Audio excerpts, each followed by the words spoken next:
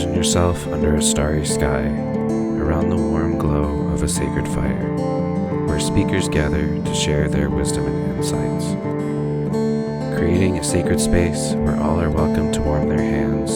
Here are your hosts, Sarenth Odinson, Snow, Cabra, and Emily Streaking Fate. Discuss spirituality, mythology, animism, and culture around a virtual sacred fire.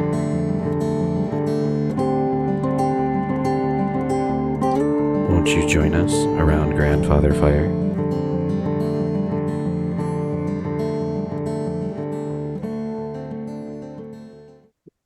Hail to the gods of the skies, the gods whose names are in our planets, the holy ones that hover overhead, that show us who we have been, who we are, and where we are going.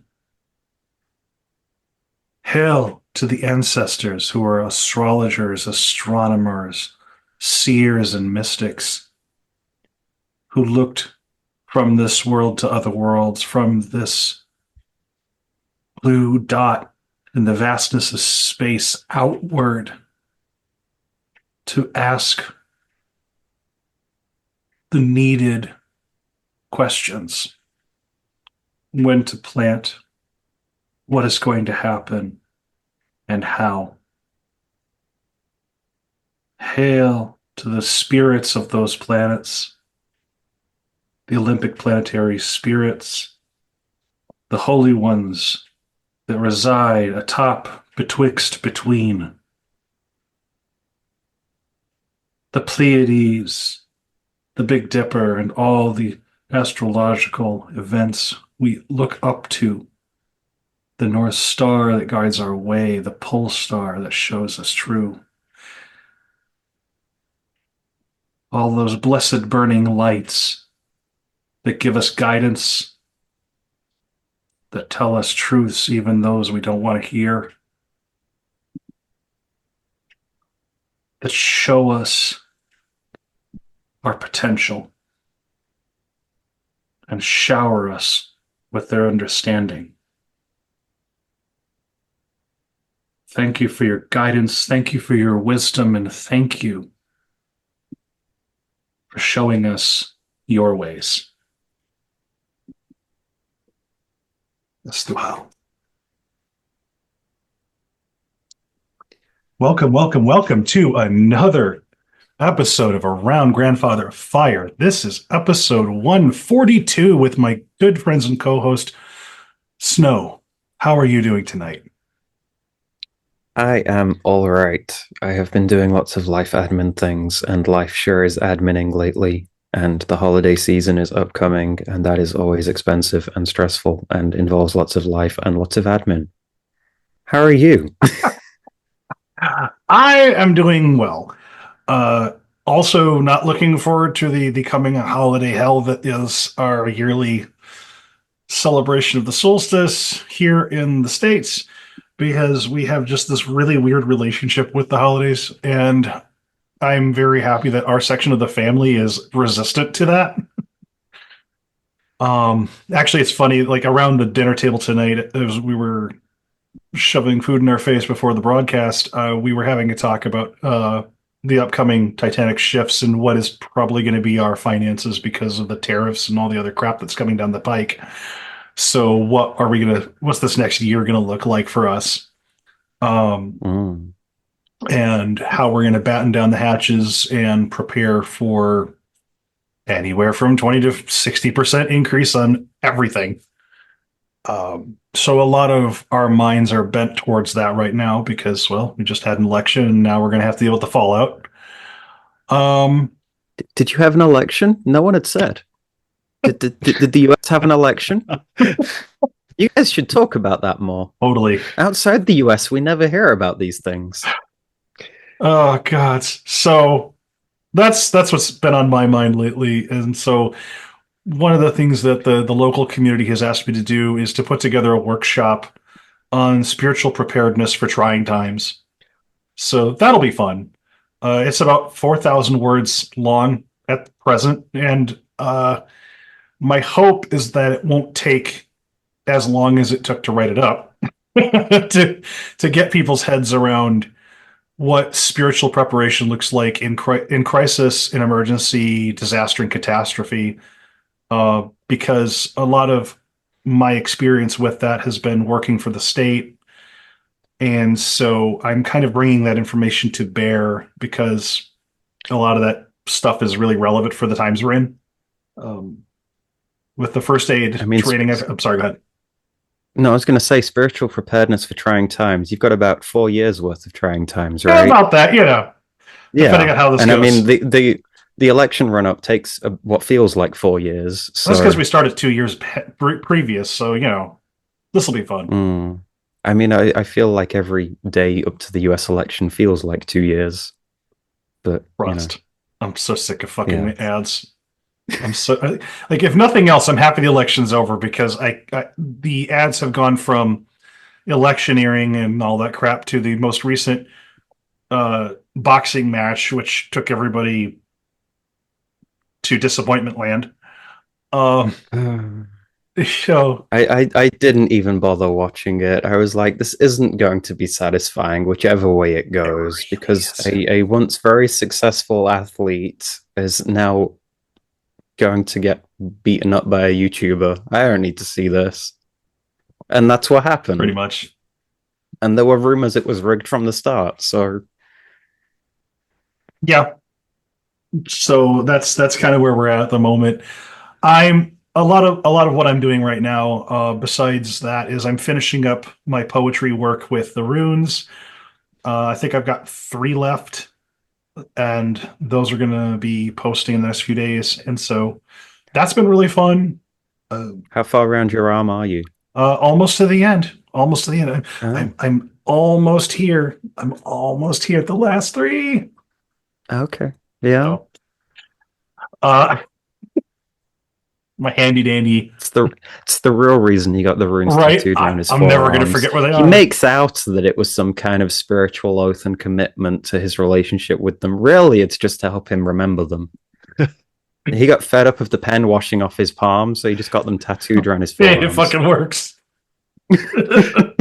So, without too much further ado, would you like to introduce our wonderful guest? I would love to introduce our wonderful guest. So we are joined tonight by Andrew B. Watt. Andrew is an astrologer, artist, magician, and writer based in Massachusetts in the US. At Wanderings in the Labyrinth, he is known for his writings around the astrological decans, his regular horoscopes, and his poetry. So Andrew, welcome to Around Grandfather Fire. Delighted to be here. Delighted to have you. So, you want to jump right on into it? Like, how did you first come to astrology? So I think a lot of astrologers come to astrology first and foremost through astrology. They read a sun sign column in the newspaper, they get excited about it. And I don't know that this is true of a lot of professional astrologers, but a lot of the professional astrologers that I know personally are very real, very down to earth people, and they are not by and large magical people. Like, they're doing magic, or at least they're doing divination, or they're providing counseling services, but they're very much not approaching it from the perspective of being occultists or being magicians. I came to it through magic. I came to it first and foremost through trying to understand how astrology fits in with magic, and sort of kept going deeper and deeper and deeper down that particular rabbit hole, and eventually wound up in a position where I faced a bit of a career choice point, I guess is a good way of saying it, a place where I had a fork in Destiny's garden, and I looked at my options, and I went down the road of astrology, and when I looked back, there was only one path behind me. I have to ask, because astrology is an intimidating field to me. What is it when you come to astrology, what is it that really inspires you to dig into it? Like, what is it? Because like I can understand like when it comes to the runes, oh, there's all this lore and there's all these things to learn. What is it about astrology that really fires you up? Let me respond with a counter question, which is, do you feel like you got interested in the runes because the runes are cool, or do you feel like the runes called out to you and said, you are ours? That. Yeah. So I think it's very much the same thing with astrology for a lot of people. I Hmm. can't speak for everyone, but I do feel that astrologers are called to the field uh, rather than just go, oh, this is neat. Um, I have a story about this actually. I've sort of been reluctant to tell this story. I can't remember whether I told it on a podcast or not. But my uncle worked for a newspaper out in California for a while. This is in the early 1960s, Mhm. I think. He was just out of college, and the the newspaper editor in chief said, "Hey, would you be willing to write a sun sign column?" And my uncle apparently said something to the effect of, "I don't know anything about astrology. Why would I do this?" And the editor in chief said, "No, no, you write six, and Joe over on the sports desk will write six, and you will, you'll split the fee, and we won't pay an astrologer. We'll just write this stuff in house. It's just 3 or 4 sentences for each of the signs, and we'll publish whatever you write, whether it's right or not. It doesn't matter to us." So they did this for several months, and they discovered that one of their colleagues, a young woman, was deeply invested in their astrology column and wanted to know how they came up with the column and was deeply concerned with how they came up with this. And they said, "Oh, well, we consult a lot of star charts and we actually have to go to a great deal of trouble." And they didn't. They, just sort of made shit up every single day and tried to make sure that they didn't say the same thing too often in a row. But they were making it up completely. So, but they realized that their colleague was deeply invested in it. So one day they conspired with one another and they said, we know that she reads, I don't know, the Sagittarius one fairly frequently, and she pays a lot of attention to that. So let's put in um, today, some friends of yours will each ask you for what feels like quite a lot of money, but you should loan it to them anyway, and you will get the money back. So they put this in the column. It came out in the newspaper the next day. And the following day, each of them independently approached her and said, "Hey, can I borrow $30?" And this is at a time when $30 in the US is sufficient to buy a week's groceries. Like, it's a lot of money. So they had $60 between them, and they took themselves out to the nicest restaurant in San Jose, a steakhouse of some kind, and had a bottle of wine at lunchtime. And they had a great, great lunch. But at the end of the meal, after they'd polished off a bottle of wine, they sort of went, we really played a really terrible trick on her. We should fess up and we should give her the money back. And feeling very much abashed for this, they went to her and they said, "Look, we played a trick on you. We put it in the paper yesterday that you were going to get touched for money, and we don't want you to fall for this trick again with the astrology. And here's the money back, and, don't do this again, because this is, we did in fact set this up deliberately in order to deceive you and rob you of your money." And she said, "But the horoscope came true. I was invited to loan a lot of money to some friends of mine, and I got it all back anyway."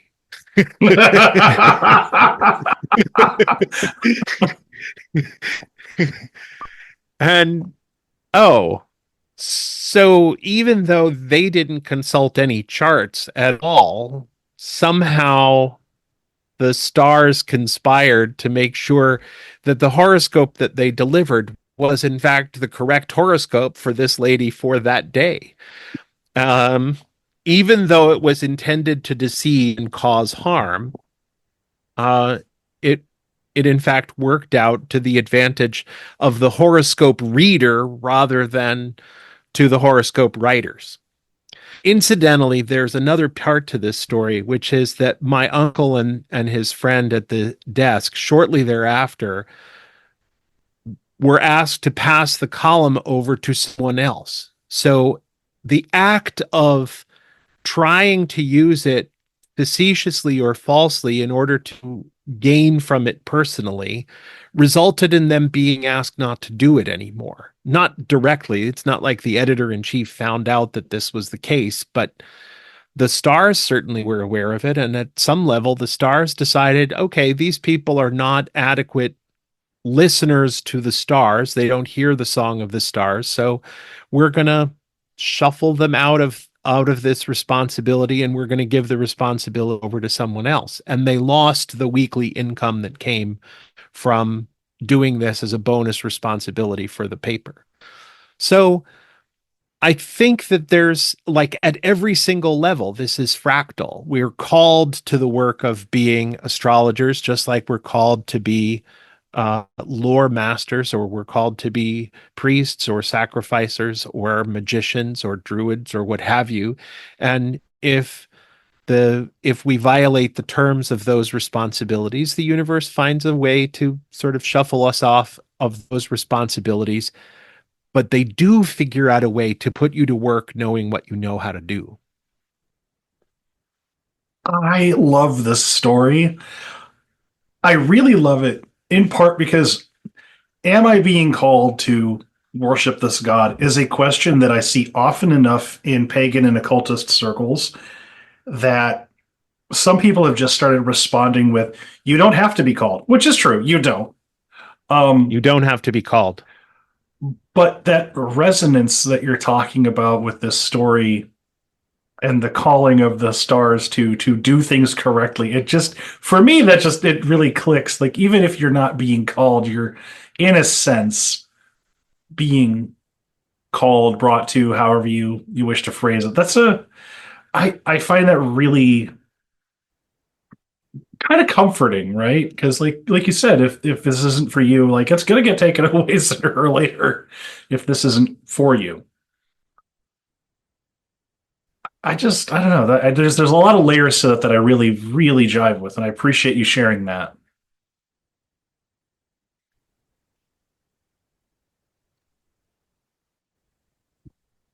It's worth saying, I think I'm getting a message that my internet is unstable. So I think I said on Doug Batchelor's show Mhm. that, how do I put this? That when I first decided to start doing this professionally, I looked at my own chart and I said, okay, based on my own chart, I'm going to get to do this for somewhere in the neighborhood of 8 to 10 years. I have something in my natal chart that says that I will be good at this generally, but there also appears to be a window in my life where I will be particularly good at this.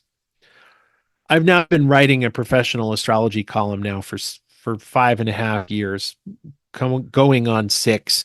So I'm more than halfway through that period, and I don't know exactly how it is that I'm going to end my time as a professional astrologer, but there does seem to be a defined window. And uh, and I think that that's another thing to think about when it comes to working with gods. Like, you may be called to work with the god now, but it would be worth setting some parameters. Like, I will work with you for 3 months and we'll see how it goes. I will work with you for a year and we'll see how it goes. I will work with you for a decade or 6 months or, 3 years or one lunar cycle. And we'll see if this is a relationship that works to both of our advantages, and we'll go from there. Because I think even if you sort of take it day by day, you're then just kind of checking in and reviewing each day. And then so every day then becomes an extension rather than the assumption it'll just go on forever. I can never remember if it's Vladimir Horowitz or there's another pianist and I can't remember his name. But whoever it was, classical musician, says if I don't practice for a day, I notice. If I don't practice for 2 days, the orchestra notices, and if I don't practice for 3 days, the audience notices. And I think that that's true. Like, I finish writing my column, I publish the column, I take a day off, and the next day I open a new WordPress file and I start writing the next column. And it's just sort of this ongoing process of looking 10 days ahead and trying to get a sense of what's happening in the future. And I find that if I don't do that, it's much harder to write the column. The number of clients that I have drops. The sense that I know how to listen to the stars starts to fade away. It's a much more challenging kind of operation. So you really do have to start right away in any 10-day sequence. And I'm sure that people who write daily astrology columns go through a very similar process. If you're not sort of looking at the charts every day, uh, it becomes very difficult after a while. On the other hand, it rewards immediately if you get up in the morning and you call up on your phone your astrology app or whatever, and you look at the chart of the day and you say, what's going to happen to me today? Which is probably the best way to learn any divination system, right? Ask yourself a standard daily question, look at what comes up in the runes or the planets or the geomancy chart and or in the tarot cards, and before you know it, you have a really good sense of what cards mean on a very localized basis for your own life, for your own community, and you will also have enough proof to know whether or not that divination system works accurately for you or not. I'm curious then, do you feel like you use astrology more for divination or for magic or for kind of the forecast, as it were? Or is it some kind of, or do you view those as kind of blurred? I used to think of astrology as being its own thing. Like, you do a geomancy reading to sort of get a sense of what your day is like, your own personal day is like, and then, or you draw a tarot card to get a sense of your own personal day. And then you look at the astrology to get a sense of what the space weather is. I think it was Austin Coppock who first called it space weather, and then Gordon White picked up on it, or vice versa. I think it came out of one of their conversations. In any case, I think that that's a really good way of looking at it to begin with. On the other hand, I'm 5 years, 6 years, 8 years into this. 6 years professionally, maybe 8 or 9 in a dedicated way, and like 12 in a sort of casual way. And it it kind of infiltrates everything. Right. Like, I know Norse practitioners for whom the Nordic practice has fingers in everything else that they do, right? Yep. And I think that there are a great many astrologers who say, okay, here's astrology, and here's what I do for cooking for my family, and here's what I do for social time. And for me, all three of those things have wound up overlapping. It's influenced how I practice religiously. It's influenced how I cook. It has influenced how I do divination, of course, and it has influenced how I do magic. It's not one thing. It's actually, it layers into everything. For a while, I was a school teacher, and I realized, oh, I could do this really cool thing. I have to wear jacket and tie every single day to class. I have to start the day in jacket and tie. I'm just going to wear a tie in the planetary color. And, 25 years on, I can look at photographs of myself and go, I don't know what day that photograph was taken, but I know it was a Tuesday. Right. Yeah. So if someone sort of was starting out, or had maybe just kind of got the basic sort of 12 signs, 12 houses, maybe 7 planets, kind of a very rudimentary grasp on them, and said, okay, how do I approach a chart for astrological magic? And someone said, how do I approach a chart for astrological divination? Would you give them the same advice? No, Or would you tell them to point at different things? Okay. I would start off by telling both groups, start with planets. Right. Right. In the Western world, in the European English-speaking world, the Anglophone world, we have 7 planets or 7 days that are named after the 7 planets. Sunday, Monday, Tuesday, Wednesday, Thursday, Friday, Saturday. And I would start by paying attention on the day of the planet to what that planet is doing in the chart at the moment that it occurs to you to ask that question. You and I are interviewing at the moment on Saturday night, and at the moment Saturn is in Pisces. I'm trying to call up the chart and the thing is not working. In any case, here it is. It's at Pisces. It's at Pisces 12. Pisces 12 is in the middle decan of Pisces, and the middle decan of Pisces is called the net. And when we were dealing with with Neptune in this position in a few years ago, there was an enormous conversation going on about delusions and illusions and false information and propaganda on the internet and bots. Because Neptune, among other things, is the planet of long-range visions and delusions. It's also the planet of addictions and psychedelics and psychotropics of various kinds. And it was found in 1846. So it was found at a time when human beings were starting to wrestle with the problem that it was now possible to take a photograph. And so you could have a realistic depiction of something. So our whole ideas about what art was and what art was for started to go through a transformation. It was also the beginning of pulp novels, the ability to print cheap paperback books or even cheap hardcovers in large quantities and having mass market media of various sorts.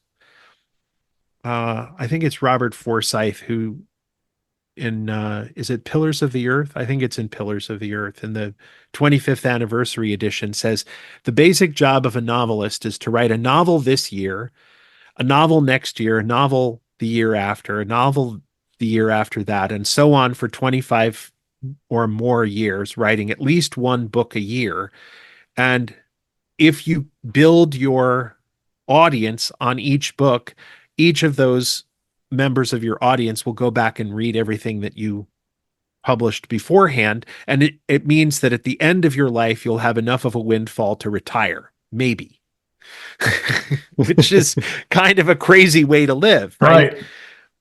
But if we think about that as the kind of model, then it means that Neptunian factors like being an artist or being a novelist or being a filmmaker is to produce 1 or 2 or 3 or 5 of these transformational works over a long period of time, or 25 or 50, and gradually change the way that society sees itself and understands itself because they have understood your vision, or at least they've been transformed by your vision. Victor Hugo, with Hunchback of Notre Dame, managed to convince Parisians that Notre Dame Cathedral was worth saving and that it deserved to be restored. I don't know how long it took him, but it took him longer to write the novel and see to it that it got read by a large enough audience to transform how Parisians thought about the building. And I want to say 20 years, if memory serves. And that sounds right. I remember reading an article about it, but I don't remember the details. But 20 years sounds about right. And that's how long it takes Neptune to do things. So Neptune in the part of Pisces that's called the net, and that is an Austin Coppock name from the book 36 faces, but wait for the second edition. If you go out and you look for the first edition, you will pay a fortune for it, and it will not be in great condition. And the new version has been expected any day now for about 4 years. Yeah. So in any case, I have found that planets in the net usually have something to say about how the internet functions. So we've had Neptune there for a long time over the last few years, and its illusions and delusions on the internet. And now Saturn is there, and we're talking about restricting the internet. We're trying to figure out whether or not AI is actually good for anything at all. And the realistic costs and benefits of the internet are starting to be considered seriously. I mean, it costs the electrical output of a small city, maybe even at this point a large city, to keep the thing running day to day. Is it worth it? Saturn is going to answer that question, and we may not like it. Hmm.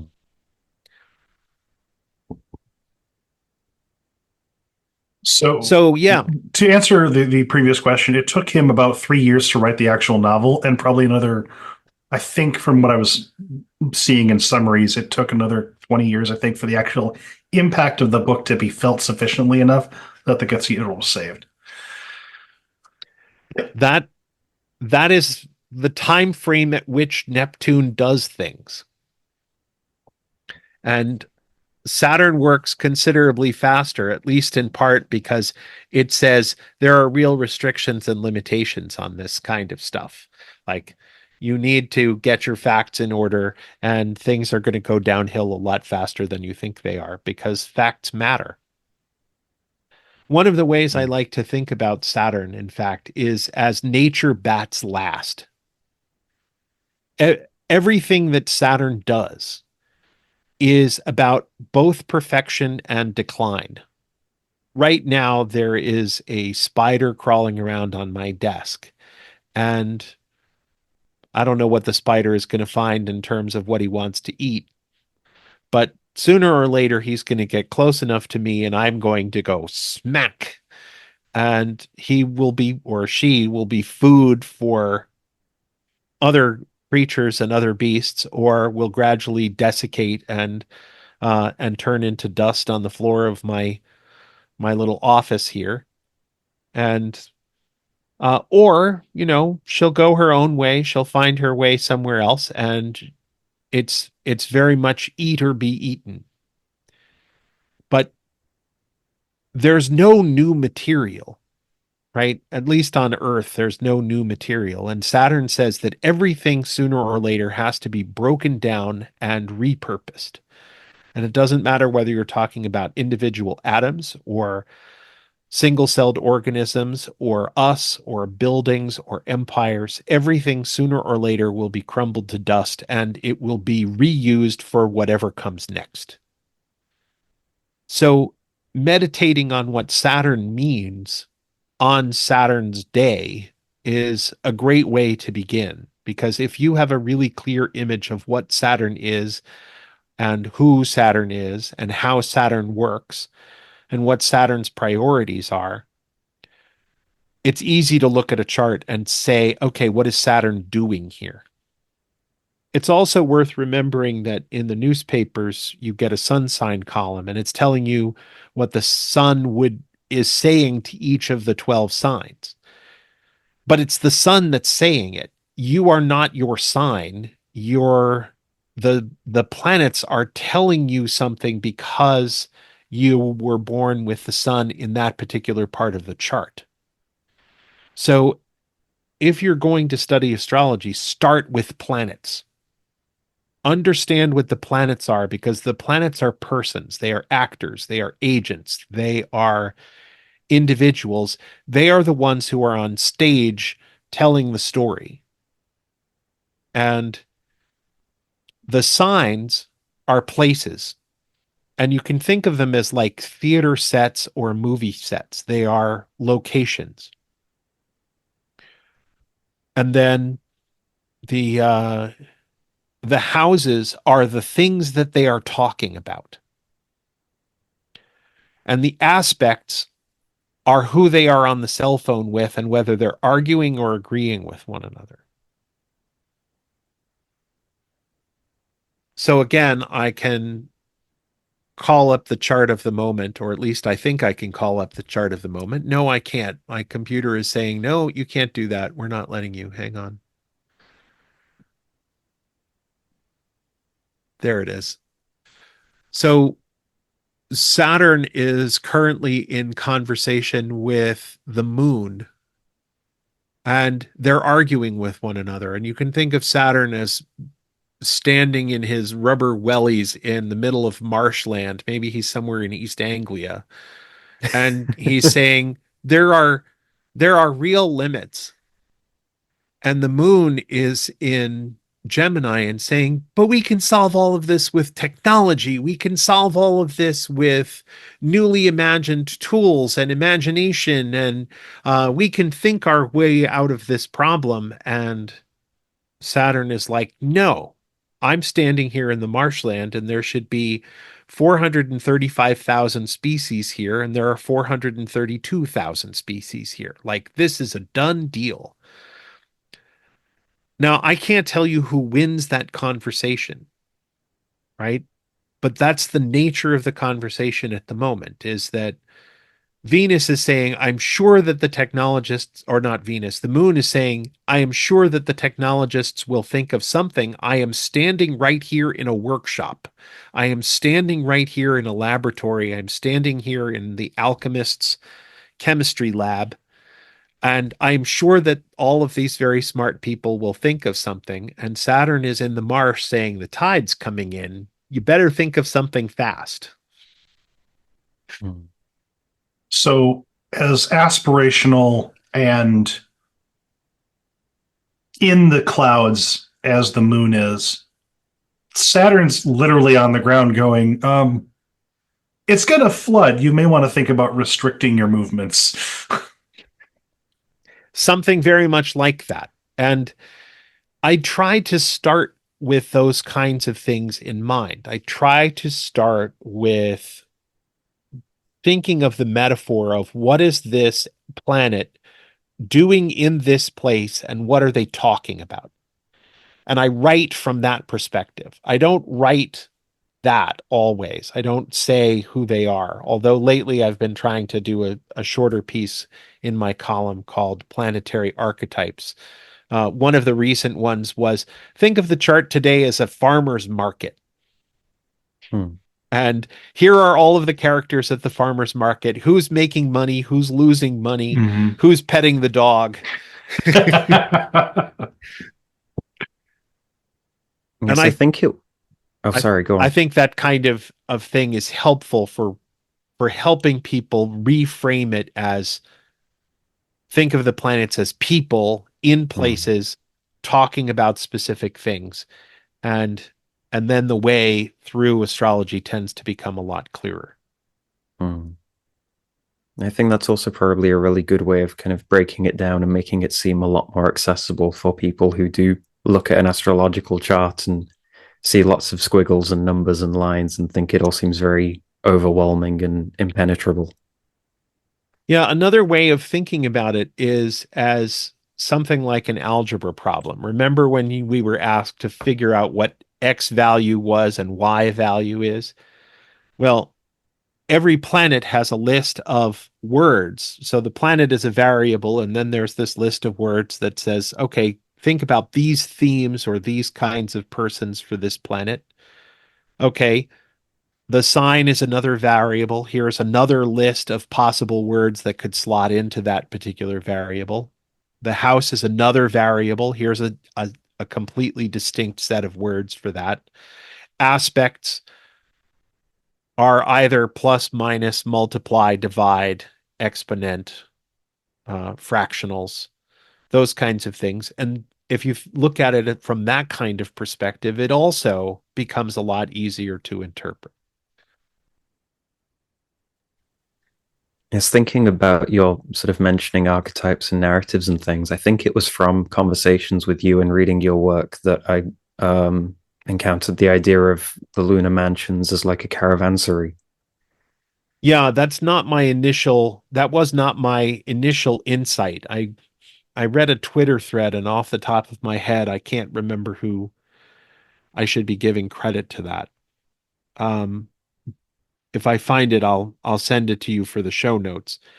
But her specific insight was they're not like mansions in suburbia. This is not a gated community. This is the moon traveling on her regular road, her regular circuit, and every day or every night she's stopping at one of these particularly safe places, one of these walled communities on the route. And some of them are good for some things, and some of them are not so good for those things, and others are great for taking medicine or putting on new clothes, and some of them are not so good for those things. My wife noticed that I have this huge stain on my shirt over here today, and she said, "Are you really going to be on camera with that?" And I said, "I'll just be head and shoulders. It won't be visible." And and and I'm looking at it going, I think this is the actual shirt that I was wearing when I discovered that days that are bad for putting on new clothes are real. Like this is the occasion when I discovered, oh yeah, you really should pay attention to the days that are good for putting on new clothes and days that are good for ratty old clothes. See, that I find those kinds of things really fascinating as um so one of the things that is kind of in my orbit at the moment is different kinds of astrological reasons for like good days to cut your hair or good days to uh clean this or that. I find this really fascinating, not only from the position of um it's just I just find it interesting, but also days where I go against the grain of whatever the day is about. It's noticeable how much harder it is. Yes, it is. So, like one of the things that I follow is Rune Hjarno Rasmussen has this Nordic animism calendar where he's got the runes that follow according to the runic calendars that have been found in different finds. And I find that when I don't pay as close attention to that as I do to my daily rune draws, and I need to find a way to bring them together. But I'll notice that on days where I don't pay attention to whatever the rune is for the day, I have a harder time with it. And I think that it's worth asking the question, right? I don't know the answer to this question, but I think it is a worthy question to ask.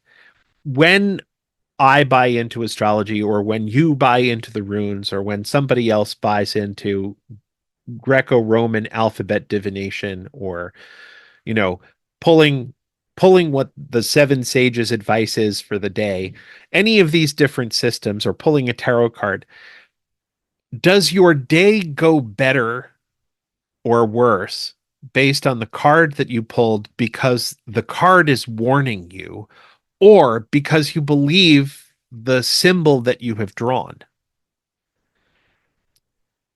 And I don't know the answer to that. I honestly think sometimes it depends. It really does. Like it's kind of like what Obi-Wan Kenobi says to Luke Skywalker at the beginning of A New Hope, right? That the Force obeys your commands, but it also guides your actions. It's both. Mm-hmm. It does both of these things simultaneously. And when we reach out to astrology or to the runes or to one of these systems, it starts guiding our destiny, but it also it also there's a double influence. Mm-hmm. We're influencing how it works, and it's influencing how we work. Along those lines, the obvious thing to do is to say, look at the day rune Mm-hmm. in the calendar and say, okay, it is this kind of a day.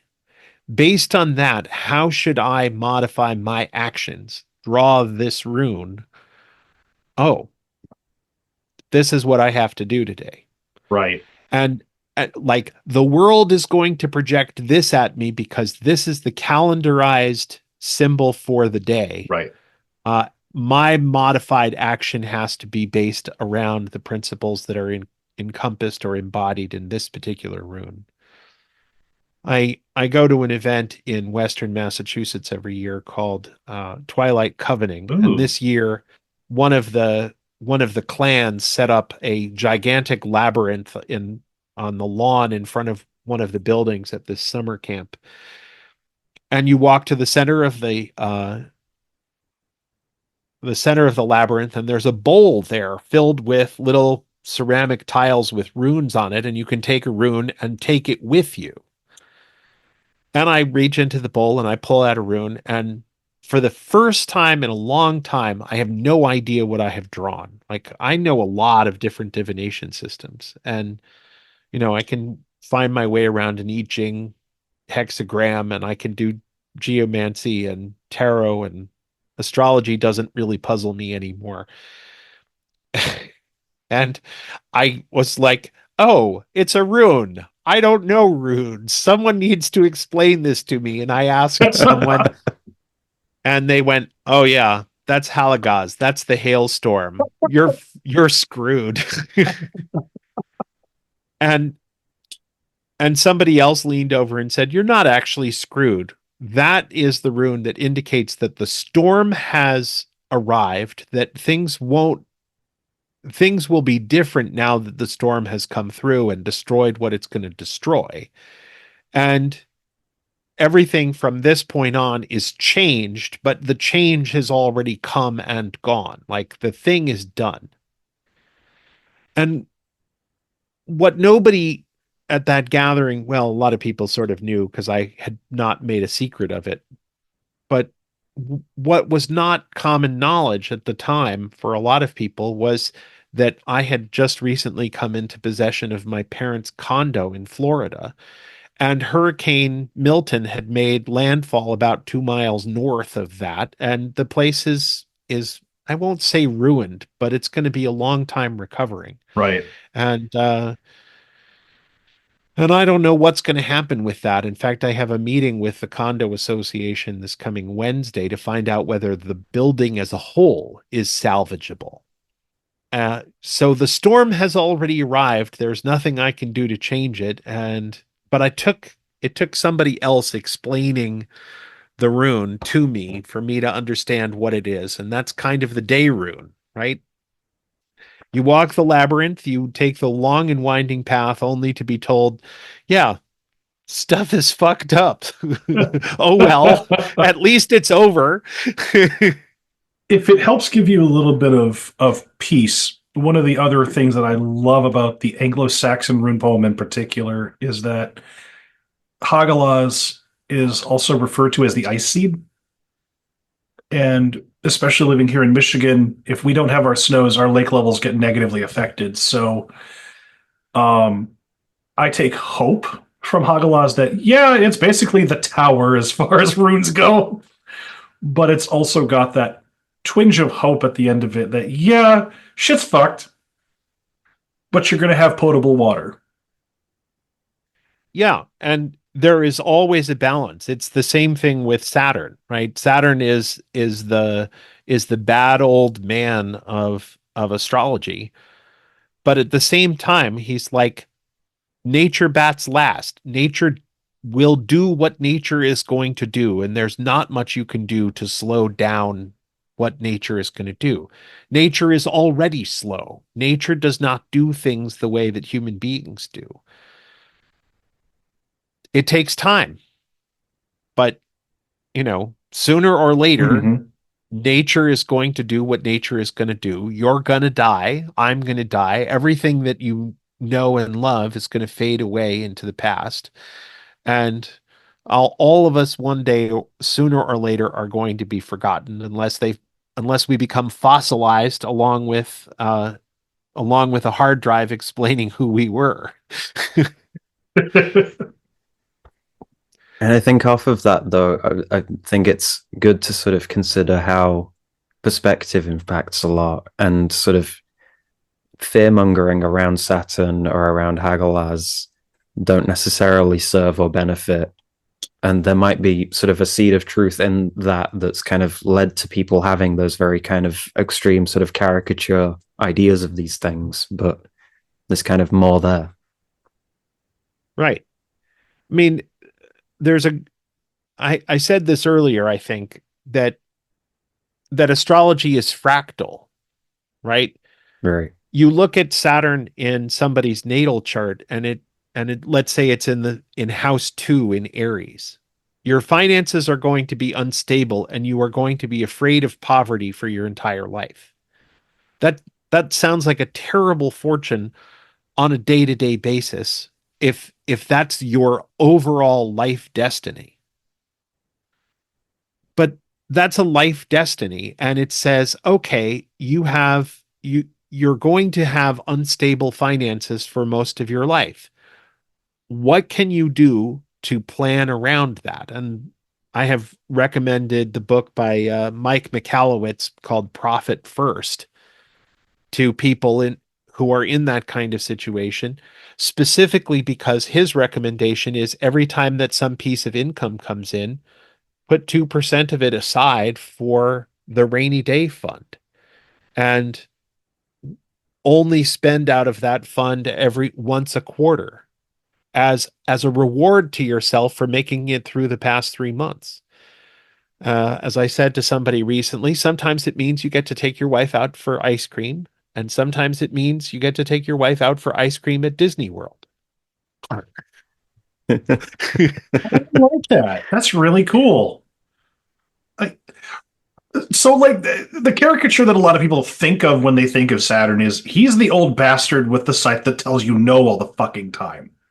And he does. And he does. And he's got that caricature for a reason, just like Hagalaz has the caricature of the fucking hailstorm that wrecks your shit and leaves you barren at the end. They're there for a reason, but sometimes you need to hear that no, or this is being removed, and you can like it or lump it, it doesn't matter, it's happening. Right.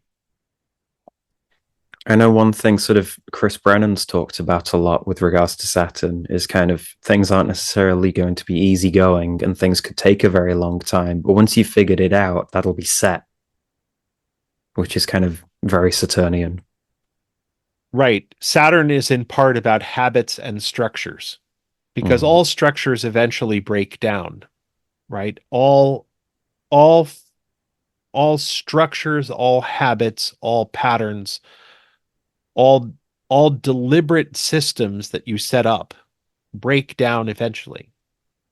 But I was a school teacher for 20 years, and one of the things that I loved reminding my students of is if you get a bad grade on a test, what that means is not that you don't know the material. I mean, it does mean that you don't know the material, but what it does mean is that your study habits have broken down and you need to figure out how to redesign your study habits and your study patterns so that you can succeed the next time around.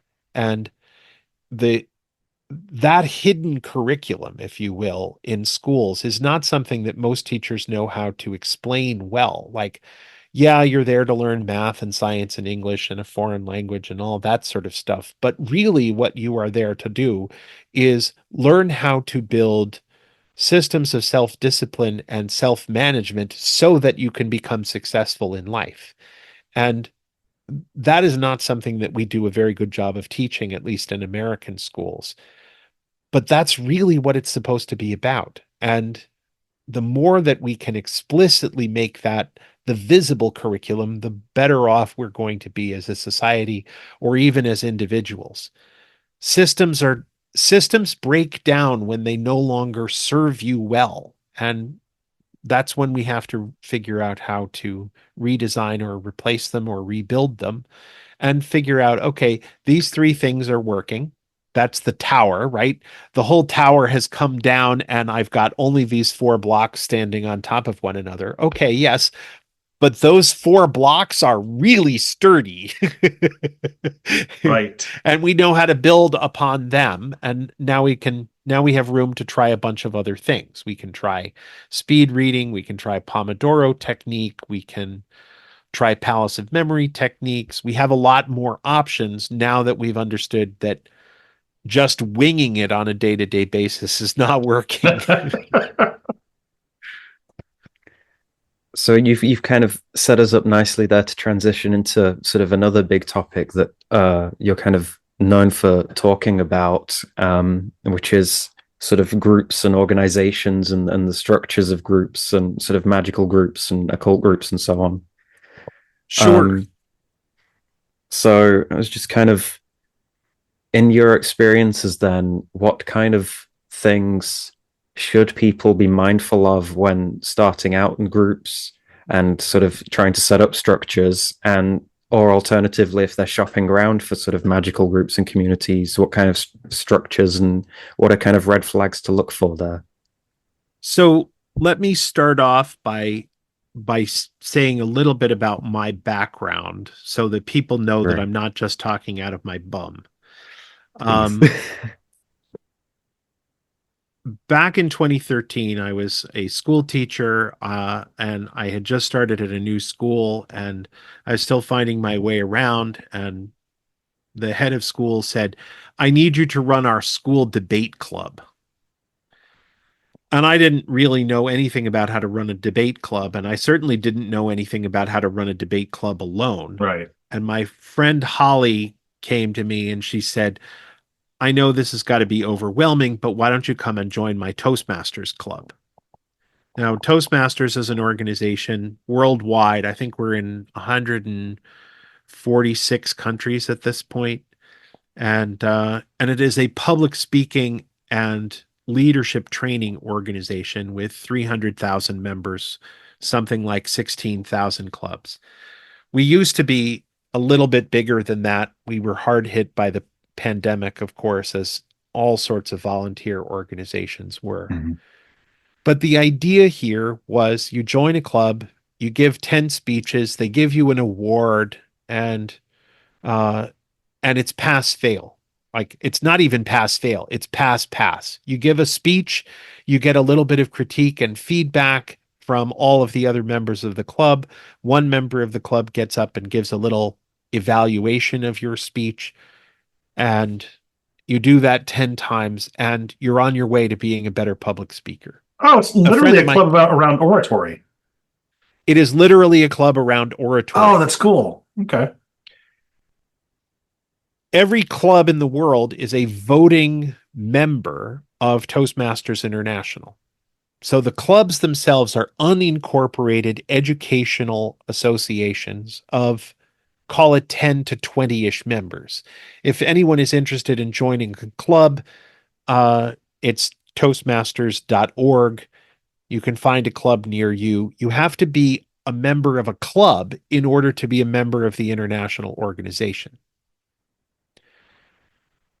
So after a few years, I had served in several different club officer roles. There are 7 officers in every club: a public relations VP, a membership VP, an education VP, a president, a secretary, a treasurer, a sergeant at arms, who does not get to carry a sword and sit at the door like you do in Freemasonry.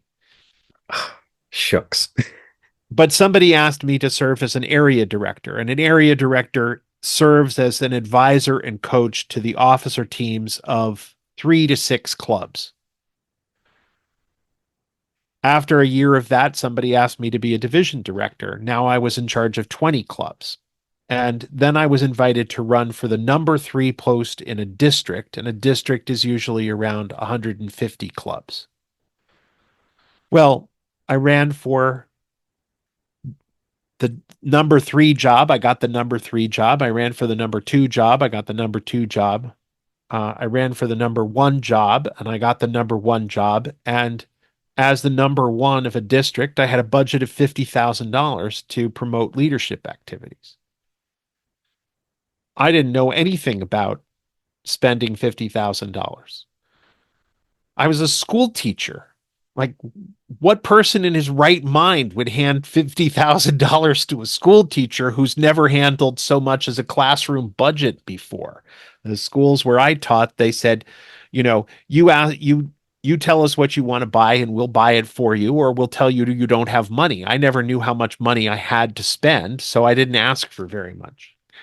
Crazy, crazy system. So suddenly I have this responsibility.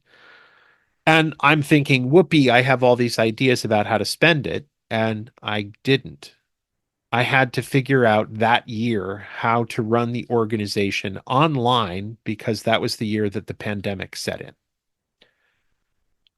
So, as a district number one, as a district director, I was responsible for keeping 140 clubs operational and 2,000 people alive, and making sure that Toastmasters didn't become known as the COVID organization in northeastern Connecticut. So it meant communicating with 900 club officers, 2,000 members, and trying to give daily and weekly advice about whether or not it was safe for people to go back to meeting in person. And newsflash, it wasn't. Like, we never got the news that it was okay to go back to regular in-person meetings. At least not during my year. Nowadays they are. So, one, I came up with a budget of $50,000 that I never got to spend. Two, my job became very different from what I had originally signed up for. Three, the trip that I was promised as a district director to go to Paris that year never materialized. My wife is still mad at me about that. In any case, I have served as one of 130 or so people at this very, very high level of leadership within a volunteer organization. And I had unusual responsibilities in that role in a year that was an unusual crisis year. So I'm coming to this question about leadership from a place of information within a mundane membership-based organization.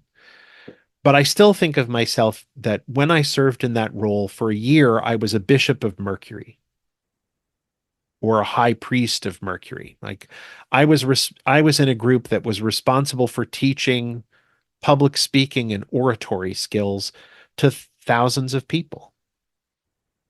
Kind of cool. So I'm coming to this conversation from that perspective of somebody who is a volunteer, who has never taken money as pay for the volunteer work that I did in Toastmasters. They paid some expenses, but mostly it's meant sitting on my butt in front of my computer answering emails. Yep, that's definitely a mercurial job.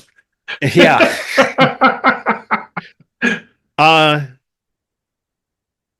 So a typical Toastmasters club has 7 officers and somewhere between 10 and 20 members. You get 20 people in the room all at the same time, and things are going to go wrong. Guests walk in the door who really want to learn how to be better speakers. And sometimes it turns out that they have been sent to Toastmasters because HR knows that they are creepy and is trying to help them develop social skills. Oh, God. Sometimes people walk in and what they are there to do is to learn how to develop public speaking skills so that they can become more successful in the political spheres in which they want to operate. And you find their particular ideas about politics to be repugnant. Toastmasters tries to encourage people not to delve too deeply in their experimental speeches and in their practice speeches into difficult topics like politics or religion. But some people don't take the baldly stated hint.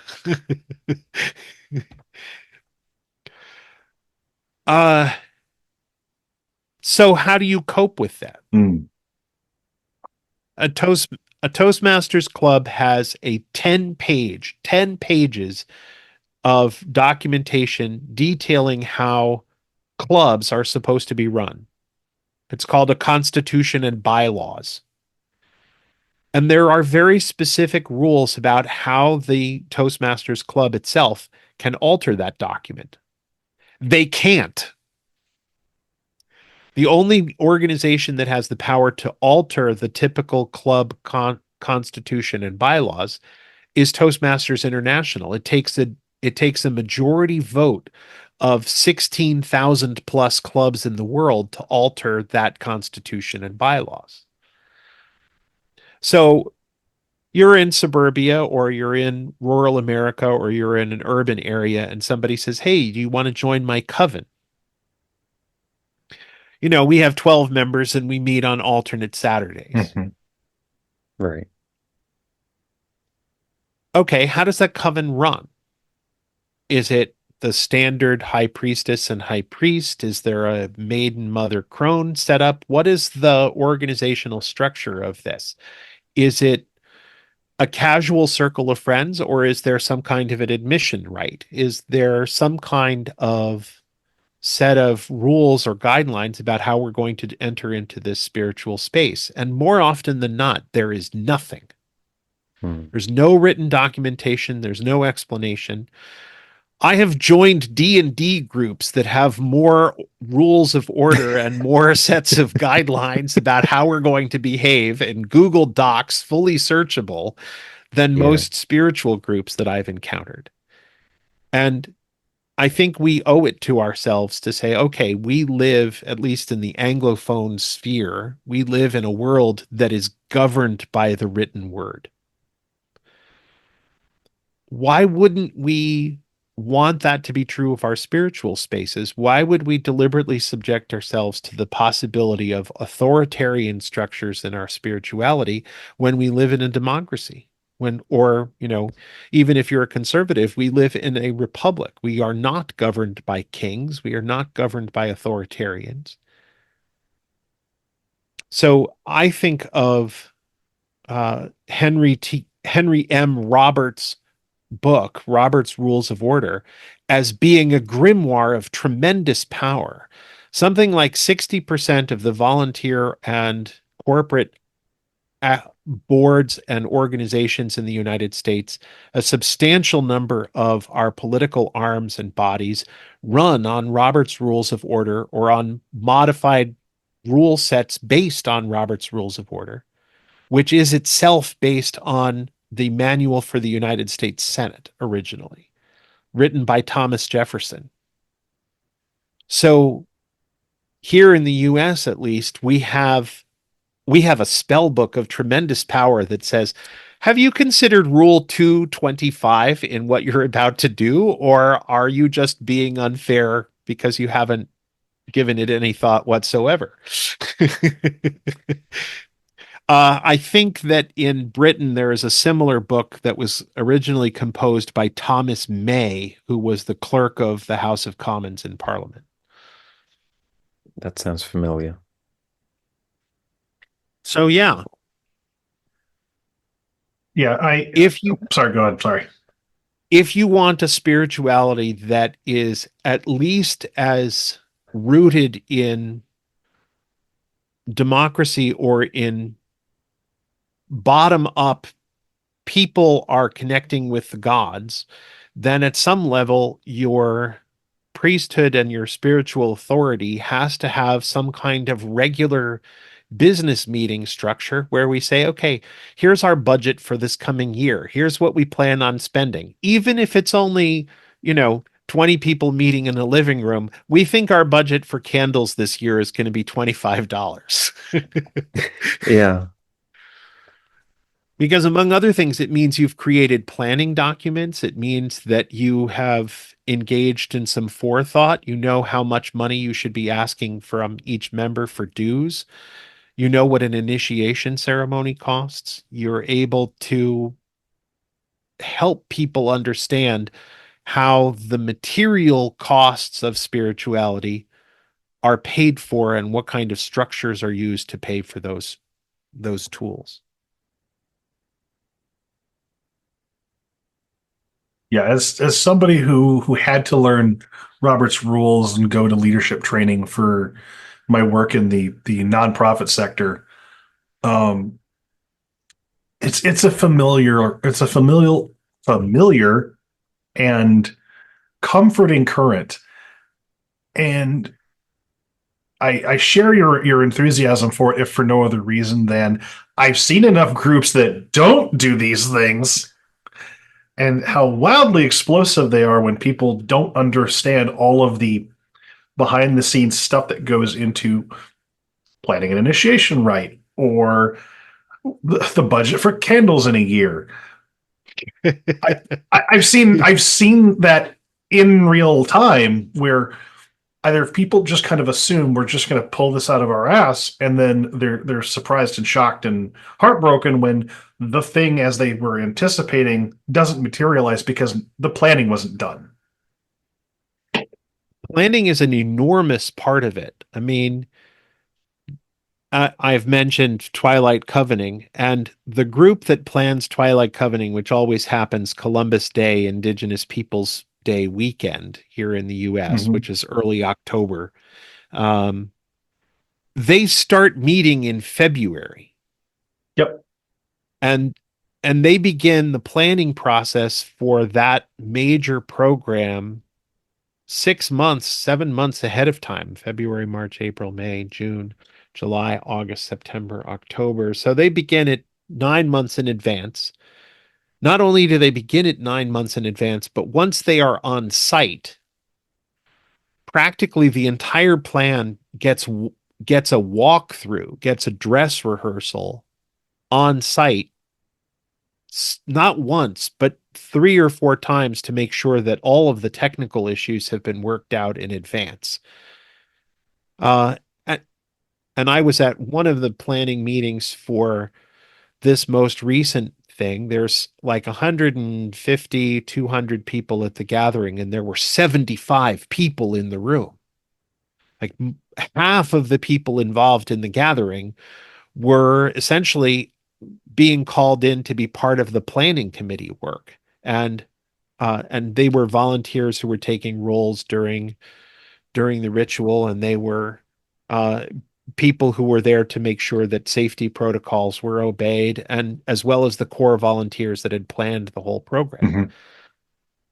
Like if you want to put on a big ritual, you can't just say, why don't you take east, why don't you take south, why don't you take west, why don't you take north, I'll be center.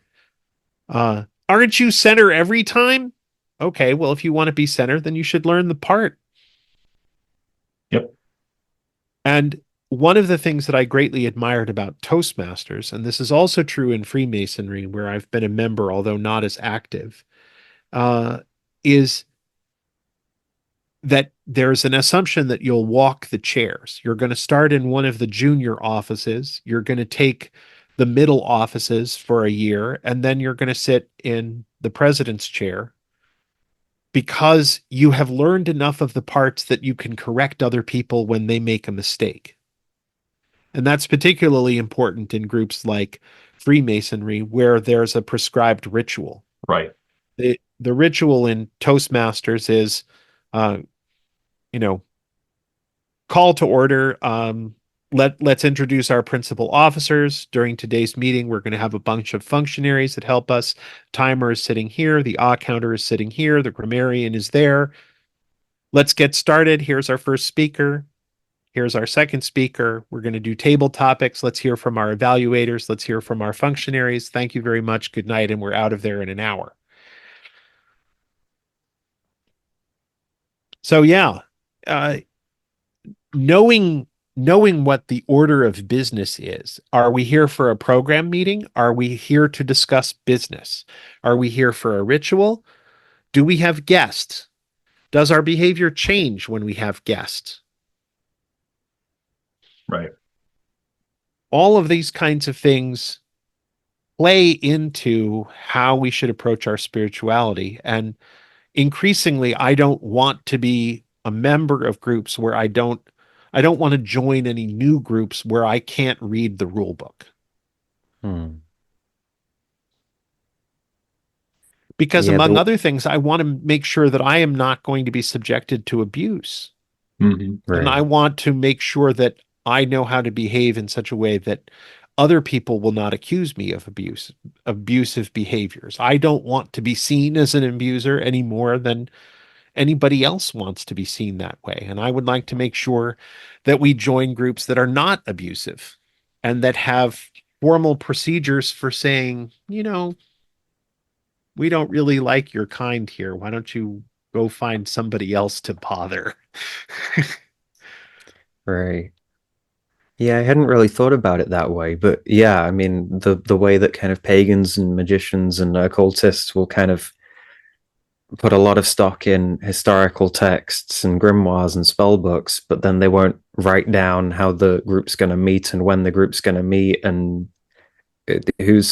says what and when, and yeah, it's kind of the mundane sort of quote unquote boring stuff that no one actually wants to sit down and sort out, but that's kind of what keeps the wheels turning. Mm-hmm. Kathleen Norris wrote a book about intentional communities, specifically Benedictine cloisters for both monks and nuns.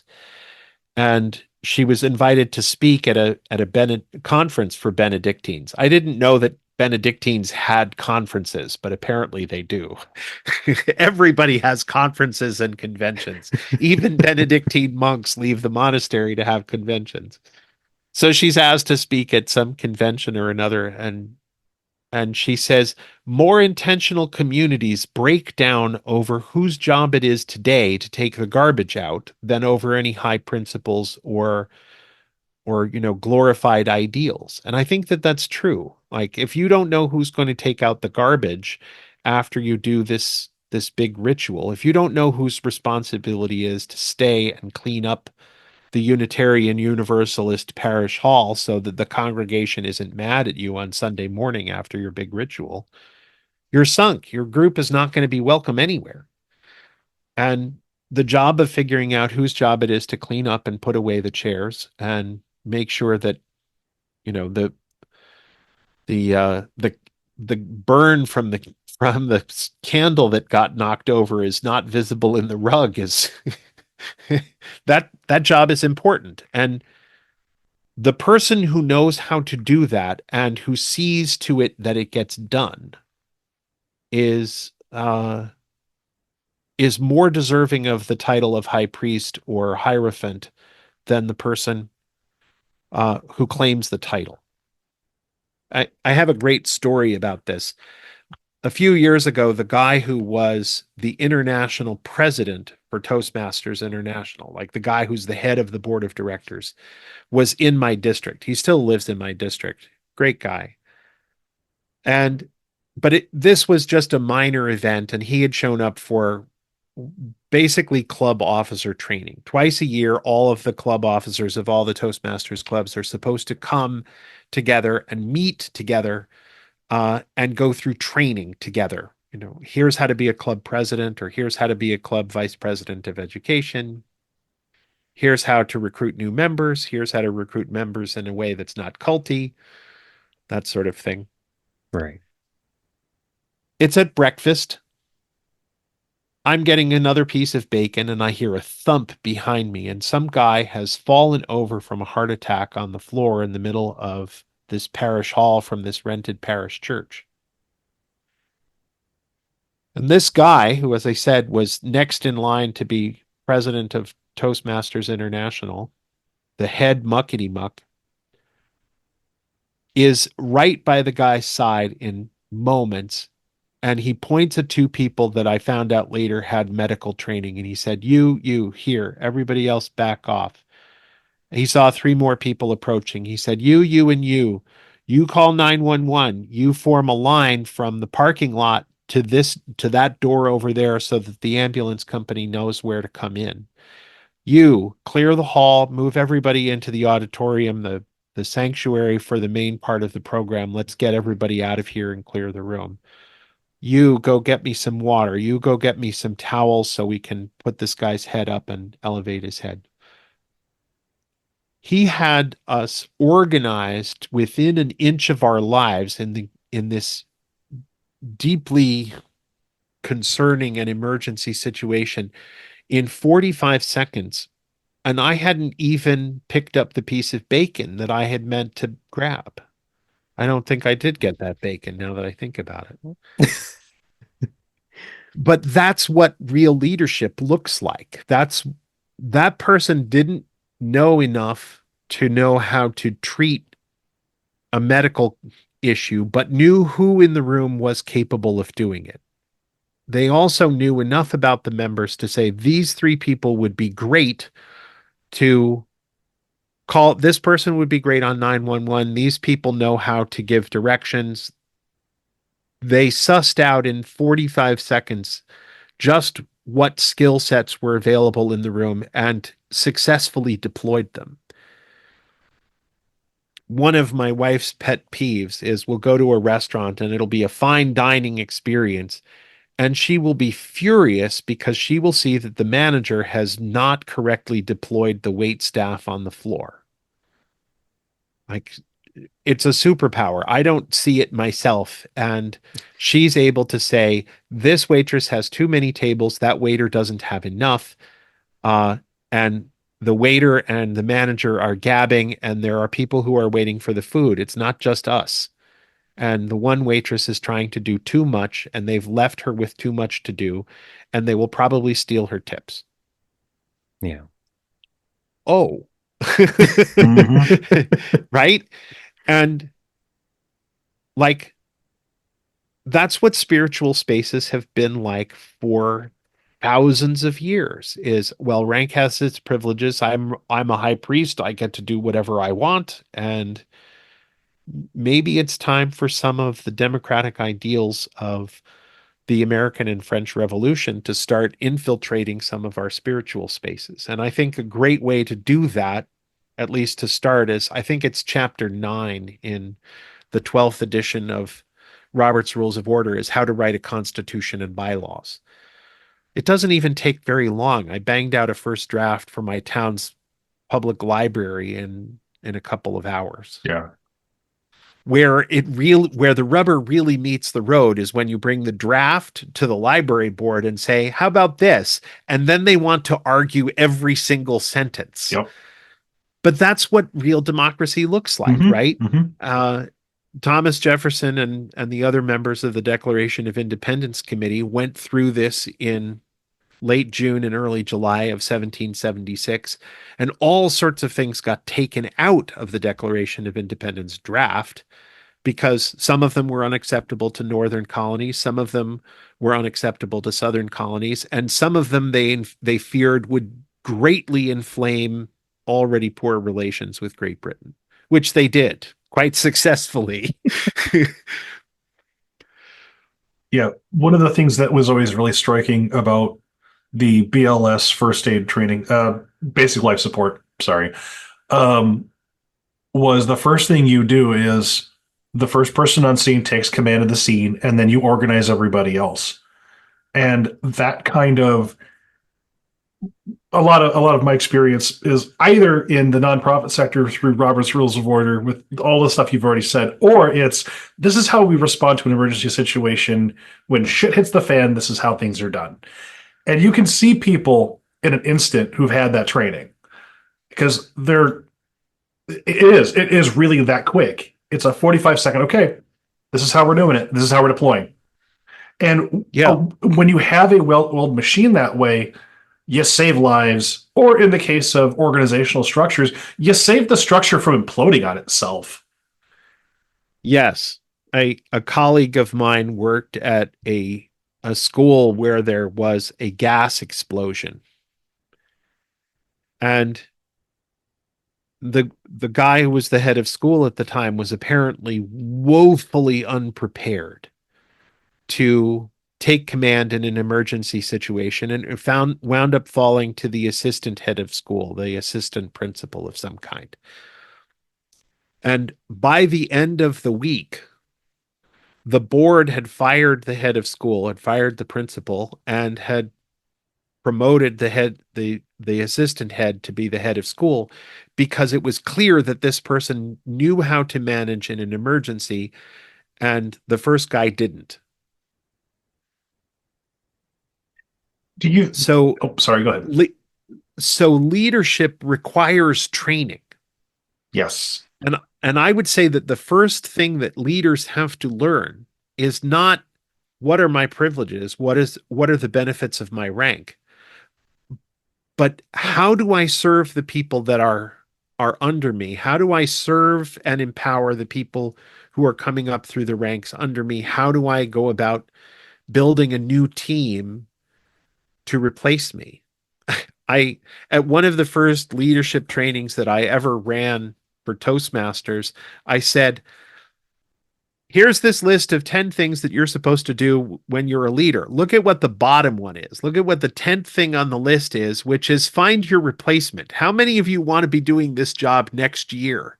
Nobody raised their hands. I said, exactly. Right?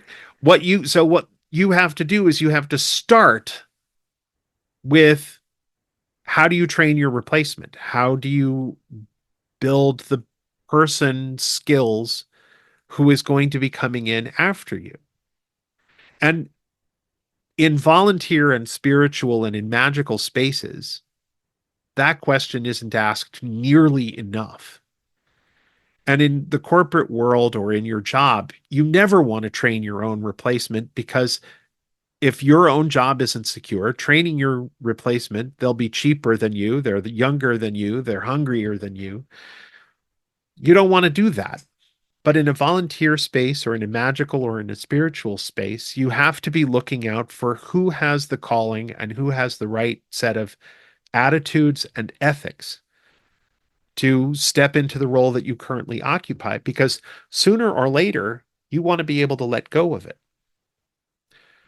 I think that this is one of the things that probably brought down the Golden Dawn in the early 1900s.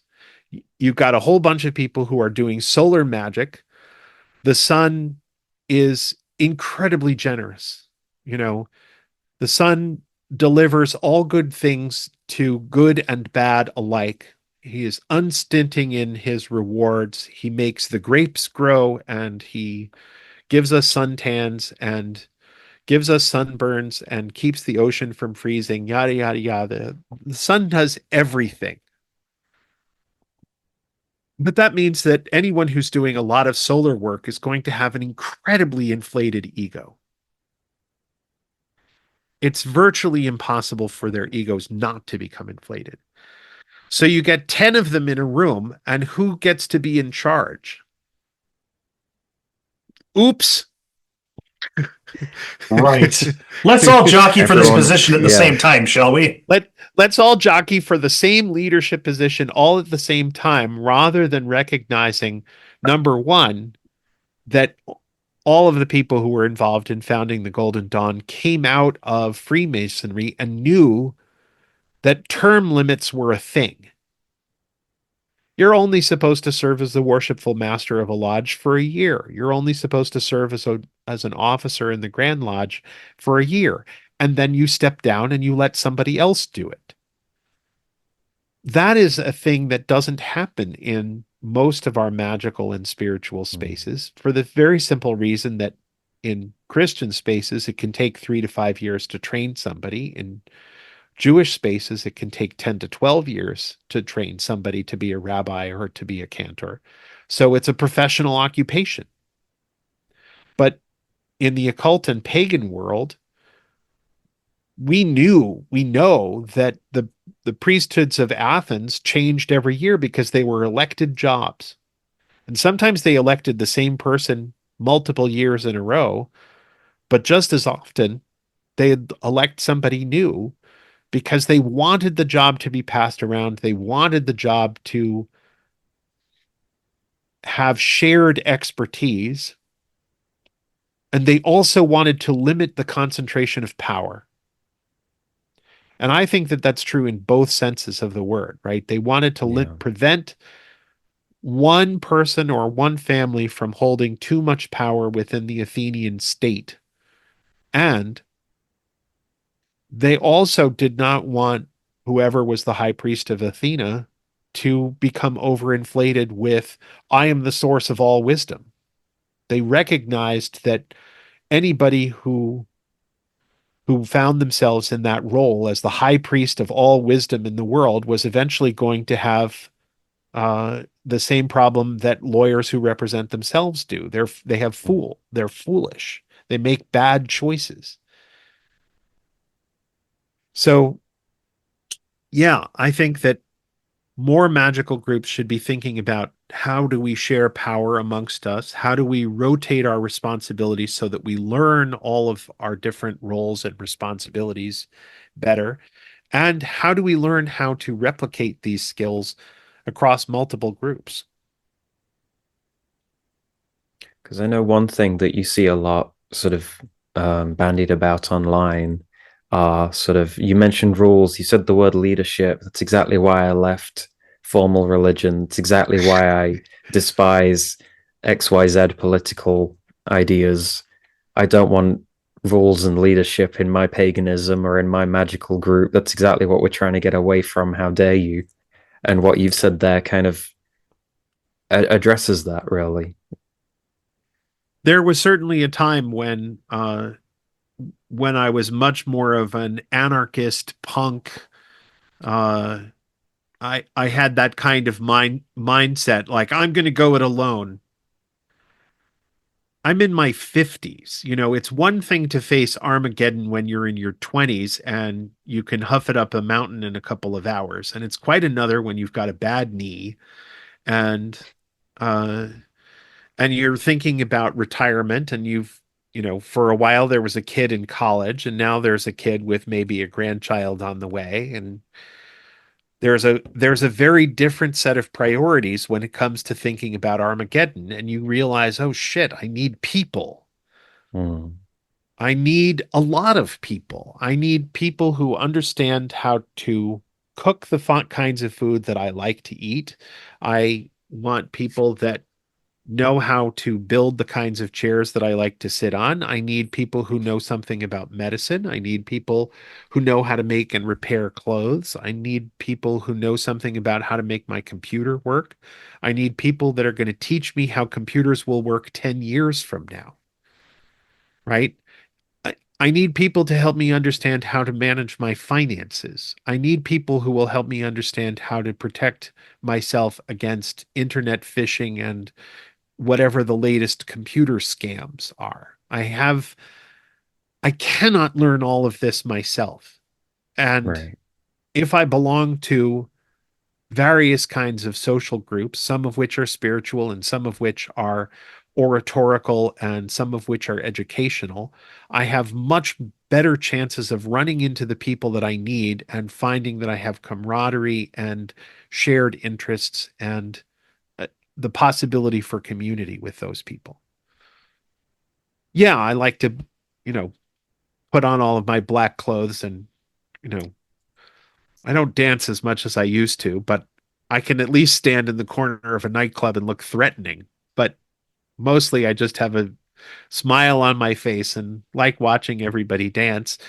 And then I'm like, okay, it's 10 o'clock. I'm ready to go to bed. But I there's a picture of Henry Rollins, and it says, Punk is not dead. He's just going to bed at a more reasonable hour. Yeah. But I think this kind of allergic reaction to structure is proving to be a really big roadblock now that we're in an age where, okay, shit's happening. Do you know how to actually effectively organize? Because there's a process here that works, that has proven track records, and then there's processes that don't work and are going to cause you to waste a lot of energy. Several of my friends are members of the Quaker community, and they're very fond of pointing out that consensus evolved in a where there has to be complete and total agreement, evolved in a community that is specifically listening to the dictates of spirit, right? So the Quakers say, we all have to be in agreement that this message, which we have just heard our brother, our sister, our sibling stand up and speak from the heart and from the head and from the gut, is in fact the leading of spirit and of the light, and that this is the message that should be obeyed, and that this is the message that we are tuned to hear, and we are in agreement that this is in fact the true light that has been revealed to us in this moment. How do you do that in an atheist materialist space like a socialist party meeting? I don't know that. I don't know how that's possible. I don't know how you can move to a position of, well, every decision has to be made by consensus when you don't have a method for listening for what consensus should actually be.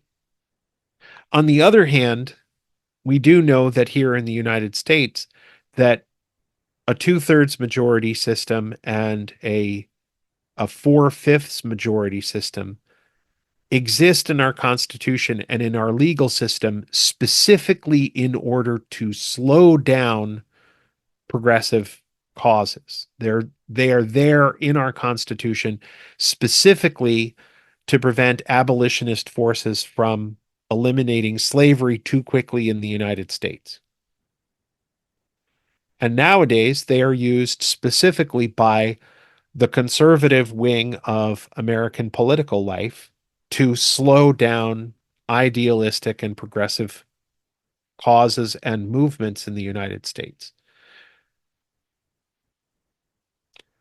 So there's something to be said for majority rule, like 50% plus one as a standard rule. If 10 people in a room are arguing about a rule and 6 of them say, we can live with it being this way,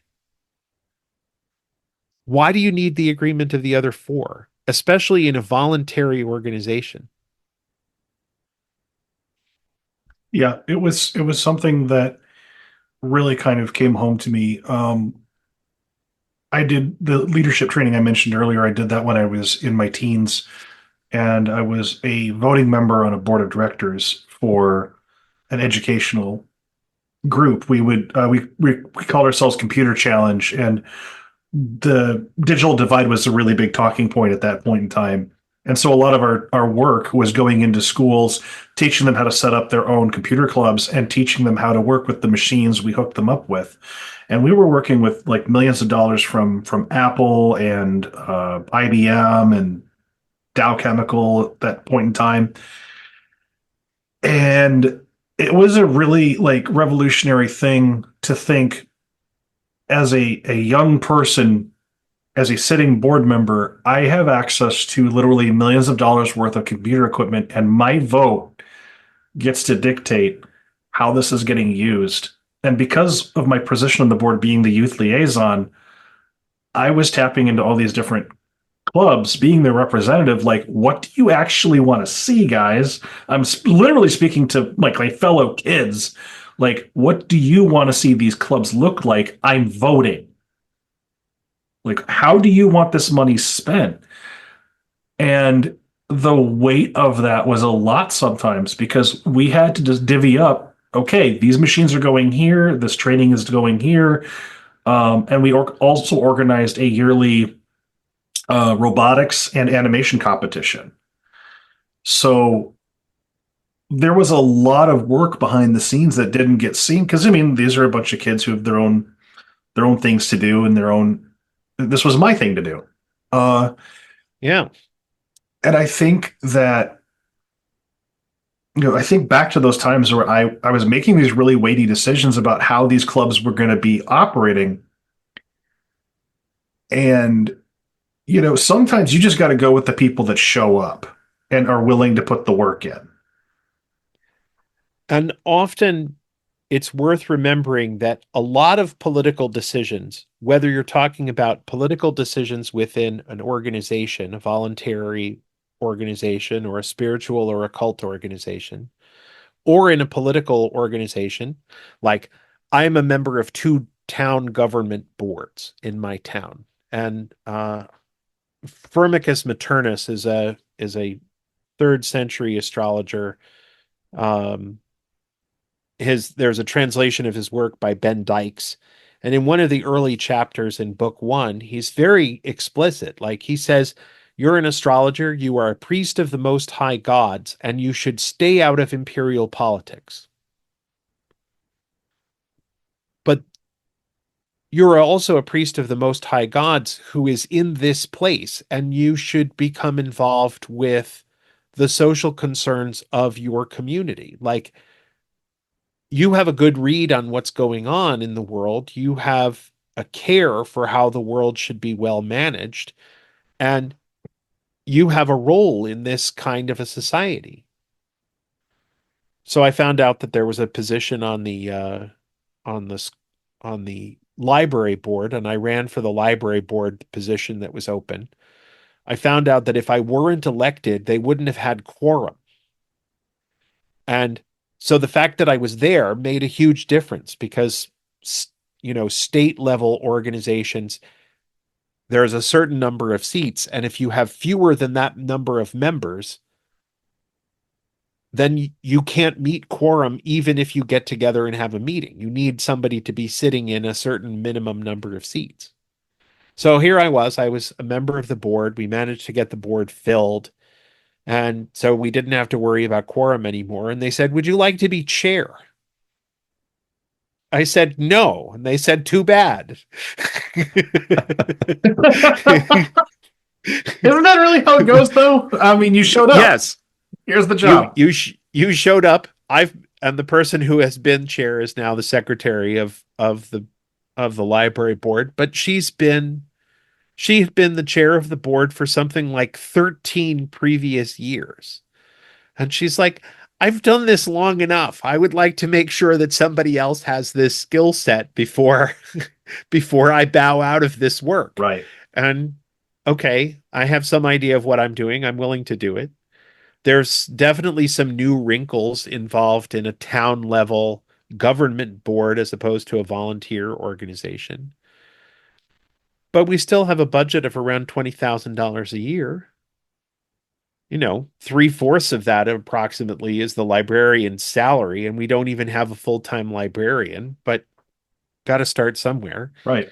So I've finished my first 3-year term as a member of the library board, and much to my surprise, I was nominated to the town select board. We have instead of having a mayor, we have a 3-person board that functions like a mayor, except with 3 stomachs, 6 legs, 6 arms, 3 heads, and I really didn't want the job. So I sort of made it known around town that I didn't really want the job. So they elected me to the school committee instead, which turns out to be much worse.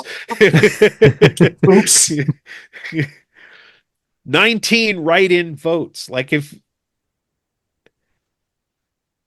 one of the goals of magic, regardless of system, regardless of whether you're talking about Nordic work or grimoire work or Golden Dawn work, 90% of the process of becoming a magician is learning how to be competent with managing power.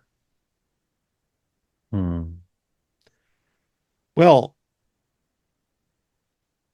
what is the line from Beowulf? Behavior that's admired is the path to power among people everywhere. Shit. All right. That's the Seamus Heaney translation, by the way. I think it's in the first 100 lines or so. Shield was still thriving when his time came and he crossed over into the Lord's keeping. His warrior band did what he bade them when he laid down the law among the Danes. They shouldered him out to the sea's flood, the chief they revered who had long ruled them. What does it take to be a chief? It means knowing the law, number one. It means faithfully executing the law, number two. Number three, it means watching out for the people, whoever the people are. Number four, it means defending them. Number five, it means empowering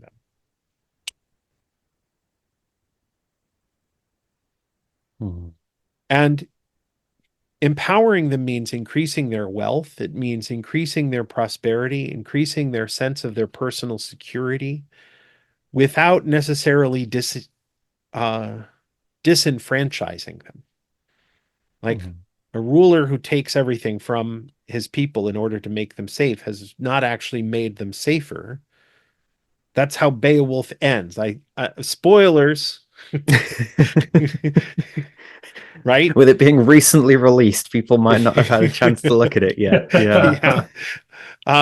But it ends with the people grieving the loss of Beowulf and the discovery of the dragon's treasure, because they know that without Beowulf to defend them, and with the rumor of the dragon's treasure being available, that every person around is going to come and rob them. Like, that leader did not do enough to secure their health and safety and prosperity. He didn't train up a new band of warriors. He wasted all of the warriors in the process of trying to defeat Grendel and Grendel's mother and the dragon.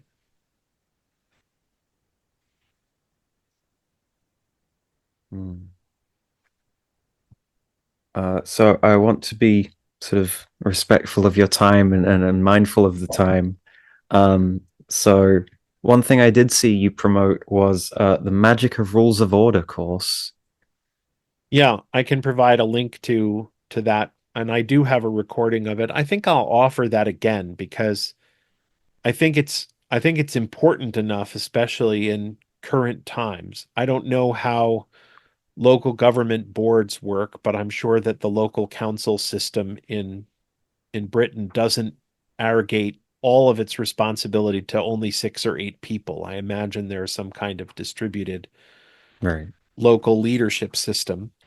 And Americans, at the very least, I think, have to learn this kind of stuff for the very simple reason that if you want government of the people, by the people, and for the people, then sooner or later you have to be one of the people who shows up. There's a big city of 100,000 people, Springfield, Massachusetts, that's near me. And I went through their website and I found out that they have something like 126 positions on their various town committees and boards and commissions that are currently listed as appointed by the mayor. Like, all of those positions in theory are open to election, but if nobody shows up to run for the seats, the mayor gets to put in whoever it is. So you elect the mayor, and if the mayor is a good person, great. And if the mayor is a good person but has bad friends, not so great. If the mayor is an okay person and has a mix of good and terrible friends, you get the government you just voted for, one way or the other. On the other hand, if you are magically inclined, if you are magically inclined, carries all sorts of things with it, right? But if you are magically inclined, chances are you have a better assessment of your own skills and abilities, and you have a better assessment of where your skills and abilities in your community might be needed. And who knows, you may find yourself facing a write-in vote for the school committee before you know it. So we had a quick but probably big, deceptively large question from a community member on our server when they heard you were coming on. Oh So boy. from Gripley, we had, what sort of insight does astrology have regarding the recent chaos that's been going on? Hurricanes, elections, global politics, general on-edge energies, and the like. Is there an estimated time frame for when things will ease up? No. There we go. There's your answer, Gripley. Nice. Let me expand a little bit on that answer. If you want to. I think that I think astrology gives a pretty clear answer to the question of whether or not there will be an apocalypse, and the answer is no. Barring an asteroid strike, which is, not particularly predictable, because we think that we know the positions of less than 1% of all of the asteroids that cross Earth's orbit, much less random space debris. You should plan on life continuing as it has continued for these many generations. But some level of chaos is always going to be normal. The chaos is going to look different at different times. But I think that we can look to the most recent conjunction of Jupiter and Saturn. Every Jupiter and Saturn conjunction, there's about 20 years between them.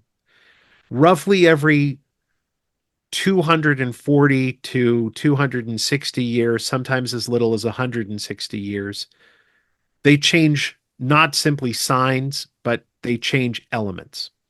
So since 1803, Jupiter and Saturn have been conjuncting in Earth signs. And when you think back over the last 200-ish years, back to 1803, it's matter and energy. It's the consequences of the Industrial Revolution. It is learning how to manipulate physical matter. It is learning how to release the energy that is stored in physical matter, whether we're through turning it into dynamite or turning it into atom bombs. So we have spent most of the last 200 years learning how to work with matter and energy. And we have gotten about as far down that particular track as we're going to get at this time, right? We have figured out how to smash mountains flat, mine them out of all of their various materials, turn it into electricity, and then run that electricity through rock so that rock thinks. Right. For some definition of thinks, I'm doing air quotes around the word thinks. But in 2020, the conjunction of Jupiter and Saturn took place in the sign of Aquarius, and they will occur in air signs from now until the late 2200s. I think it's till 2291. None of us alive currently are likely to be alive when the air age that currently is just started ends.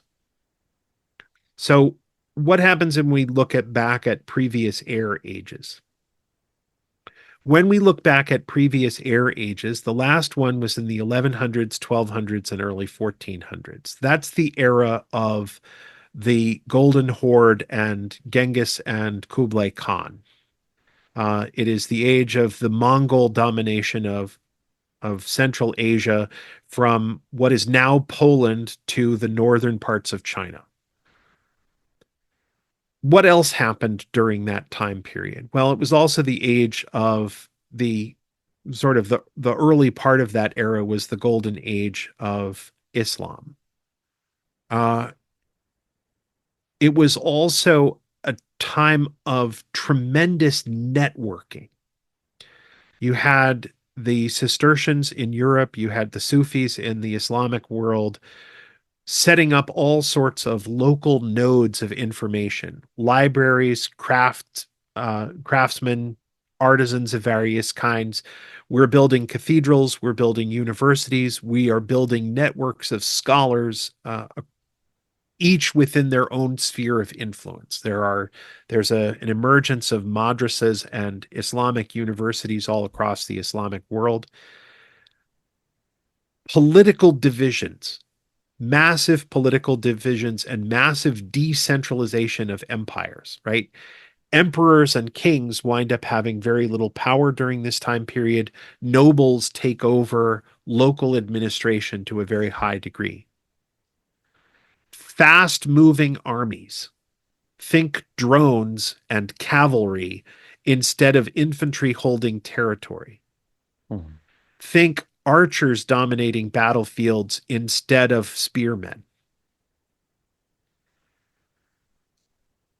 Think about the fact that the last air age was the age not simply of the Mongols, but also of the Black Death. It was the era of plague. It was the era when medicine was facing all sorts of new challenges and having to invent all sorts of new techniques and technologies in order to cope with new forms of illness. It was also tremendously important from a commercial point of view, right? The Silk Road opens during this time period, and trade between China and Europe flourishes along both land and sea routes. The Spice Islands become a source of tremendous wealth for Arabic and Indian merchants trading with the Genoese and with the Venetians. The Mediterranean is essentially a gigantic superhighway for goods, materials, and information. And so are the sea routes through the Red Sea, the Persian Gulf, the Indian Ocean, and all the way around to China. So the world of the next 200 years has a very high likelihood of having highly decentralized political systems where local autonomy matters considerably more than what federal or confederal systems would like. Two, we're going to see the emergence of lightly armed, low-powered military forces being able to dominate and overwhelm much larger and much more expensive land forces of various kinds. And we've even seen this. The Houthis were able to close the Red Sea with drone warfare. The US was able to reopen the passageway by deploying aircraft carriers, but it means that those aircraft carriers are now locked into specific positions to defend specific parts of the sea routes. Yeah. The war in Ukraine right now is being fought with a combination of hard targets and drone warfare. And soft targets are also increasingly important, right? Yep. Because if you can change populace's minds, think air equals mind. Right. If you can change people's minds by the internet as much as by military hardware being dropped from above, you can change the shape of the battlefield. The internet is a battlefield, and this stuff is going on constantly, and it's going to be going on constantly. Now, let's go back to air ages. Let's go back to the one that came before the one in the 1100s. When is that one? That one's in the 300s AD to the early 600s AD. That's the era in which the Roman Empire in the West falls to barbarian invasions. You've got the Huns, the Visigoths, the Ostrogoths. You know, it's too early for the Vikings.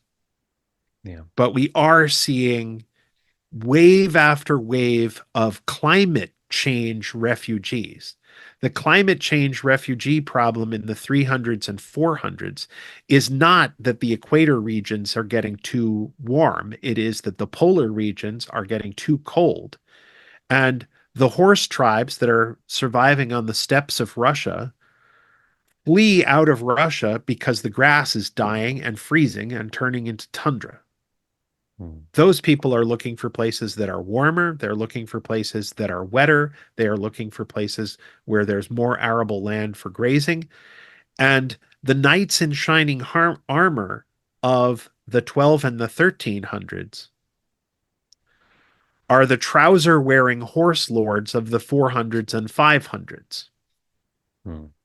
Right? So, and it's the same kind of model of decentralized state. We don't have an army. We have 40,000 tribespeople on the move who are tired of being threatened by the official armies of the major hegemonic power of the era. So the chaos is not going to stop. It's just going to take slightly different forms. And it may be helpful to remember that air is not its own turbulence, right? The storm that happens in the air is part of the framework of an air age. But the storm is not the air itself. The thing that is going to make you a successful person in an air age is based, I think, on two pieces. The first is, what do you know? What do you know how to do that you can do without internet, without library, without lots of YouTube sources, without GitHub, without AI? Because what you know how to do, what you carry around in your own head, is going to matter considerably more. And the second thing that's going to matter is who you know. What communities and what networks are you hooked into? What organizations do you participate in? What mutual aid systems do you participate in? Which of your neighbors do you know, and which of your neighbors like you? If you're a reasonably skilled artist or artisan, if you know how not just to make art for your own pleasure, but you know how to make art or craft things that other people want and need, if you know how to solve other people's problems, you are much more useful. There's a chapter that Eric Arneson and I have discussed in his podcast called Wizards of the Future. The episode is called Wizards of the Future. It's the Arnemancy podcast.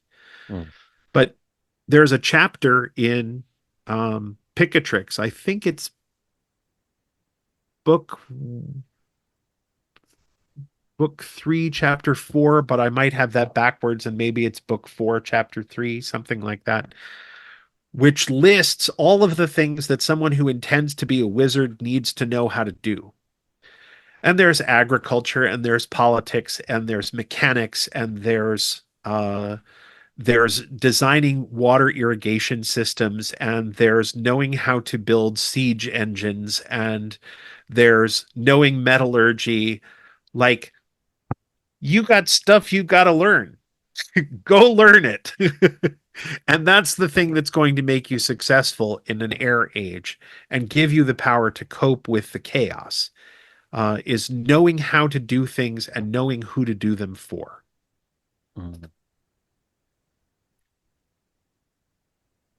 And I think on that note, I want to thank you for coming onto the show. Thank you for sharing all of your knowledge and insights. I think we could probably keep going and double the length of the episode if we stay quite here easily. all night. Yeah. Well, next time I come back, we'll talk about sewing and woodworking and magic and how they all fit together. I love it. How about that? Yes. Awesome. So in between people learning how to construct their own trebuchets and build their own aqueducts, if people wanted to look more into your work, where could they go? You can find me at andrewbwatt.com. I'm also Andrew B. Watt on Twitter, although I don't know how much longer I'm going to be posting there. I think I'm also Andrew B. Watt on this new service called Blue Sky, and I'm also on Mastodon. And mostly what I do in all those places is post links back to andrewbwatt.com. So that's the best place to find me. Excellent. Snow. Well, when I am between learning how to build my own trebuchet, you can find me at snowthegoth.com or linktree/snowthegoth, and all my things are there. Are you a Visigoth or an Ostrogoth? Yes. A Robert Smith goth.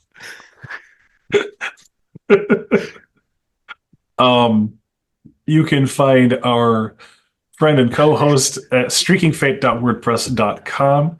If you want to keep up with my work, you can find my work at sarth.wordpress.com. You can also, if you wish to commission me for a prayer or a topic, or if you wish to commission me for rune work and divination, you can find me at patreon.com/Saranth Odinson. And you can also find our show's Patreon at patreon.com/AroundGrandfatherFire. You do not need to be a member of the Patreon to join the Discord, but we definitely encourage you to join both because we appreciate all of your support here and elsewhere. And please, please, please, if you can, give us a 5-star review on all your favorite app products that you use to listen to the show. And anything else, Snow, that we need to tackle or cover?